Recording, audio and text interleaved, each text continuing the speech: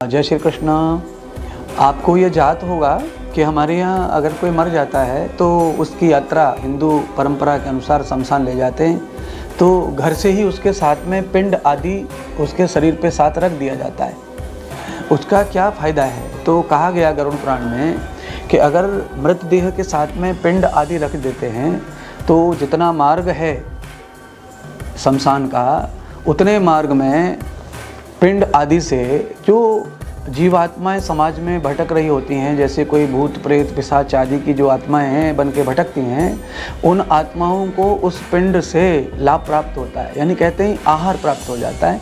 उसके कारण मरने वाले की जो आत्मा वहाँ जो नज़दीक रहती है, शरीर में भी विराजमान रह सकती है मरने के बाद भी, तो वो आत्मा को तकलीफ़ नहीं देते हैं और वो पिंड खा करके या आहार ले करके उस आत्मा को अपने साथ नहीं खींचते हैं।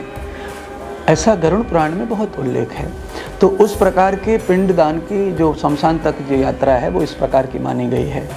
तो ये पिंडदान का जो महत्व है ये सभी हमारी हिंदू परंपरा में है। तो इसकी जो परंपरा थी लौकिक, ये परंपरा ऐसी मानी गई है। फिर दूसरा ये माना गया है कि वो पिंड जो है वहाँ रख दिया शमशान में, तो वहाँ पर भी कौवा चिड़िया आदि खाते हैं, तो उससे भी उनको जो भोजन प्राप्त होता है, तो उससे भी माना गया है कि उनमें से भी कोई हो सकता है पिशाच हो, चांडाल हो, जो मरने वाले की आत्मा को अपने साथ लेकर वहीं घसीटता रहे जिससे कि तकलीफ़ हो।